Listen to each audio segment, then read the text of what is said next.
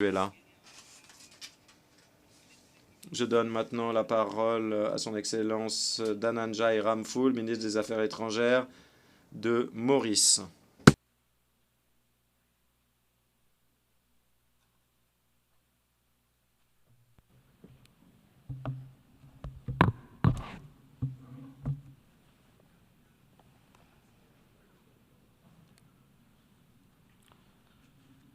Your Excellency, the President of the Excellence, Madame la Présidente de l'Assemblée générale, Excellence, Monsieur le Secrétaire général des Nations Unies, Excellence, Mesdames et Messieurs les délégués. Il y a 80 ans, après les atrocités et les horreurs du conflit le plus fatal dans toute l'histoire de l'humanité, la Charte des Nations Unies a été signée comme une promesse quant au fait que les générations à venir seront épargnées du fléau de la guerre, que les États aspireraient à la paix mondiale, que la coopération internationale deviendrait la pierre angulaire de notre prospérité et de notre progrès commun, et que les droits humains seraient protégés.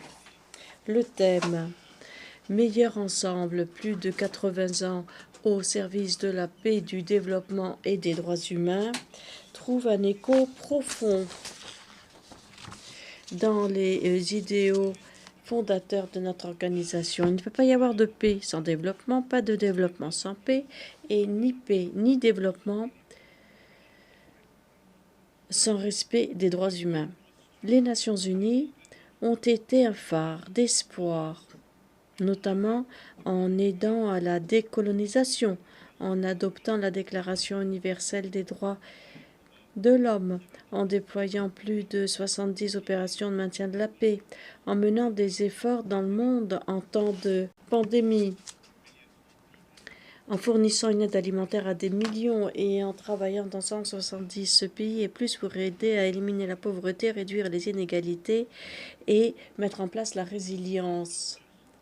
Mais ce ne sont là pas simplement des faits et des chiffres, non, ce sont des témoignages de ce que l'on peut faire en travaillant à l'unisson, en bonne foi, animés d'un même objectif. Voilà la preuve de ce que peut changer les Nations Unies dans la vie des gens. Malheureusement, derrière ces chiffres, il y a également les souffrances continues de centaines de millions d'êtres humains dans des zones de conflit, soumis à des violations des droits humains et pour lesquels les besoins fondamentaux demeurent un rêve. Les vents des conflits soufflent sur tous les continents pratiquement, tous avec leur cortège de violations du droit international. Tous représentent l'échec de l'humanité de protéger les plus vulnérables. Chacun de ces conflits est un échec de la diplomatie.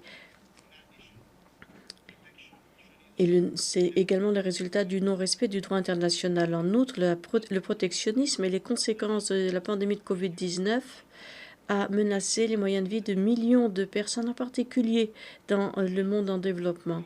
Madame la Présidente, les relations entre les États ne doivent pas être un jeu à somme égale. Pendant 80 ans, les Nations Unies ont été une instance qui ont permis la coordination, l'harmonisation dans la quête d'objectifs communs. Pour que le système multilatéral de prise de décision reste pertinent, sa légitimité doit être établie. Il doit répondre aux besoins, en particulier du Sud mondial. Nous félicitons de la tenue de différentes conférences cette année, réunissant la communauté mondiale pour forger un chemin pour la coopération à venir dans l'intérêt commun. Par exemple, nous sommes réunis à Nice à l'occasion de la conférence sur les océans, à Séville, lors de la conférence sur le financement et le développement.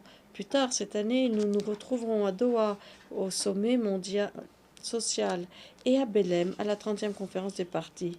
Toutefois, il est malheureux que nous n'ayons pas pu saisir la chance de conclure un traité sur la pollution par les plastiques et de protéger la planète. Mais ce qui compte, c'est dans quelle mesure les décisions sont appliquées, concrétisées. Le monde aujourd'hui, ce qui peut être décrit comme étant plusieurs crises. des polycrises, conflits qui perdurent, urgence climatique, dégradation environnementale, inégalité croissante, cybercriminalité, tout cela étant aggravé par l'IA. Alors cela nous amène à la question suivante. Est-ce que les Nations Unies, avec leur structure actuelle de fonctionnement, sont outillées face à ces nouveaux défis? Nous avons besoin d'une organisation plus efficace, plus effective. Je me félicite de l'initiative ONU 80 du secrétaire général. C'est l'occasion de réimaginer l'avenir de la coopération multilatérale. Un système des Nations Unies qui réponde aux défis nouveaux et complexes d'aujourd'hui en préparant les choses pour les générations à venir. Maurice soutient les réformes attendues depuis longtemps du Conseil de sécurité et la revitalisation de l'Assemblée générale. La réforme du Conseil de sécurité, c'est essentiel pour l'avenir des Nations unies et pour l'émancipation mondiale. Alors que notre organisation a 80 ans, la composition du Conseil de sécurité devrait refléter la réalité d'aujourd'hui. Il doit être inclusif, représentatif et tenu de rendre des comptes. L'Afrique représente 30% presque des membres des Nations Unies. Or, l'Afrique est sous-représentée dans la catégorie et non représentée dans la catégorie des membres permanents du Conseil de sécurité. L'Afrique a le droit légitime d'avoir droit au chapitre dans les affaires du monde et d'avoir au minimum 2 sièges permanents au Conseil de sécurité. L'Inde maintenant est devenue un acteur mondial majeur et devrait avoir un siège permanent au Conseil, proportionnel à son rôle constructif dans les affaires mondiales. Maurice soutient également le G4 et le L69 dans leurs efforts pour promouvoir un dialogue constructif pour un Conseil de sécurité ayant une composition plus représentative et plus équitable. Monsieur le Président,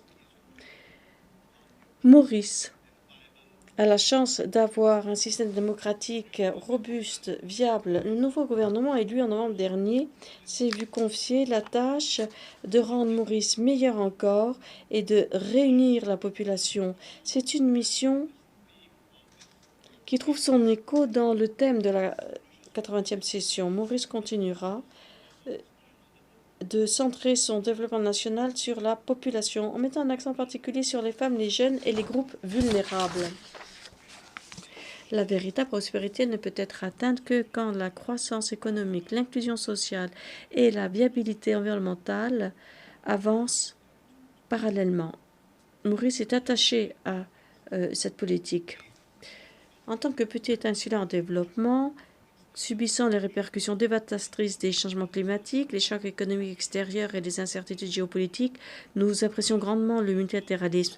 Nous apprécions grandement le rôle des Nations Unies pour forger un monde régi par l'état de droit et ne permettant pas à la force de l'anarchie de prendre le dessus. En 2015, nous sommes engagés à l'objectif ambitieux de mettre un terme à la pauvreté, de protéger notre planète et de veiller à ce que tous les peuples connaissent paix et prospérité via le programme de développement durable à l'horizon 2030. Il ne nous reste que 5 ans.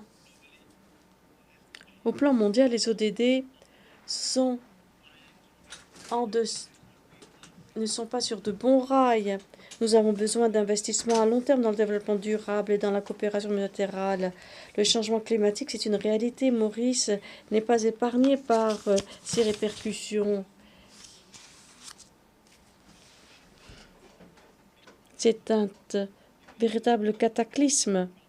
Des épisodes de sécheresse prolongée, des inondations très brèves, des cyclones sont de plus en plus fréquents. La température a augmenté de plus de 1,39 degrés Celsius. Le niveau des mers augmente de 8 mm par an comparé à 3,3 mm de moyenne mondiale. Les problèmes socio-économiques découlant de ces changements irréversibles sont colossaux. Nous ne pouvons pas y faire face seuls. Notamment, notre secteur du tourisme est touché, la production agricole diminue et la sécurité alimentaire nous préoccupe vivement. L'avis consultatif de la Cour internationale de justice, véritablement historique sur le changement climatique en juillet dernier, est clair, sans ambiguïté. Nous avons tous la responsabilité de protéger le système climatique. Il y a les obligations en vertu de l'accord de Paris de fournir un soutien financier, une aide technique et un transfert de technologie. Ces obligations sont juridiquement contraignantes par l'accord de Paris. Maurice appelle tous les États membres à concrétiser ces obligations juridiques en actions climatiques concrètes et à renforcer le soutien pour les pays les plus vulnérables. La communauté internationale doit veiller à ce que l'aide dont nous avons besoin pour l'adaptation, l'atténuation et la résilience soit mise à disposition.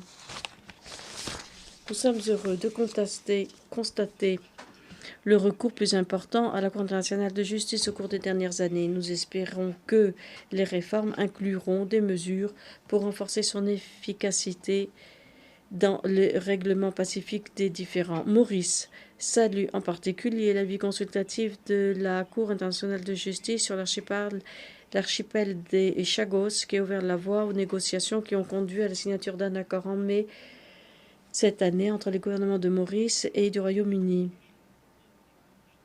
Voilà le droit international en action. Et dans ce contexte, Maurice est très attaché à protéger l'environnement marin précieux de cet archipel. À cet égard, nous sommes en train de mettre en place une zone protégée maritime de l'archipel tout en prenant en compte les aspirations des citoyens de Maurice d'origine Chagos qui veut se réinstaller dans l'archipel. Nous disons nos remerciements sincères pour le soutien reçu de la part des États membres dès le début des années 70 jusqu'à l'adoption de la résolution de l'Assemblée générale le 22 mai 2019 pour soutenir l'avis consultatif de la Cour internationale de justice. Monsieur le Président, Maurice répète sa position de principe ancienne pour soutenir la cause palestinienne, ce qui a conduit à notre reconnaissance de l'État de Palestine en novembre 1988. 78 ans après l'adoption de la résolution de l'Assemblée générale 181, l'État de Palestine continue de se voir privé du fait d'être membre à part entière des Nations unies. Maurice se félicite du soutien écrasant pour la solution à deux États et fait sienne la déclaration de New York sur le règlement pacifique de la question de Palestine et sur la mise en œuvre de la solution à deux États. Nous demandons à la communauté internationale de n'épargner aucun effort pour parvenir à cette solution. Monsieur le Président, la capacité de transformation de l'IA des technologies numériques sont indéniables. Mais cela représente également des défis véritables pour la société contemporaine. Les capacités de l'IA devraient être maîtrisées de façon collective et responsable. Il est nécessaire de mettre en place une architecture de la gouvernance mondiale via des négociations multilatérales pour garantir une utilisation de l'IA en toute sécurité, éthique et inclusive. Les ressources et les contraintes en termes de moyens des économies en développement doivent être reconnues et mises en compte. La fracture numérique ne doit pas se creuser plus encore. Nous félicitons de la création récente d'un groupe scientifique international indépendant de l'ONU sur l'IA et du dialogue mondial sur l'IA. Renouveler l'engagement de mon pays à soutenir pleinement la coopération régionale et la mise en commun des efforts des pays riverains de l'océan Indien dans l'intérêt de tous. C'est notre version régionale de Better Together. Maurice est honoré par la présence sur son territoire des sièges de deux organisations des pays de l'océan Indien, notamment la Commission de l'océan Indien et l'Association des pays riverains de l'océan Indien. Nous avons conclu en 2012 un accord avec les Seychelles pour l'acquisition d'une vaste zone maritime. Nous travaillons pour sa mise en œuvre. Je tiens à rappeler qu'après la reconnaissance de notre souveraineté sur l'archipel des Chagos par le Royaume-Uni, Maurice s'attend au même dénouement en ce qu'il s'agit de notre souveraineté sur l'île de Tromelin. To conclude, Chair, pour conclure, Monsieur le Président, je veux répéter notre forte conviction que certes nous sommes meilleurs ensemble. Et pour continuer d'être meilleurs ensemble, nous devons nous adapter.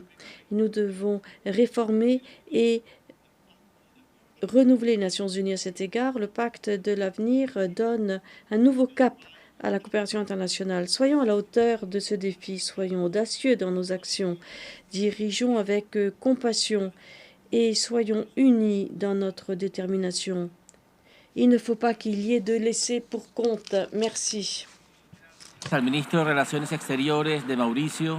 Je remercie le ministre des Affaires étrangères de Maurice et je donne maintenant la parole à son Excellence.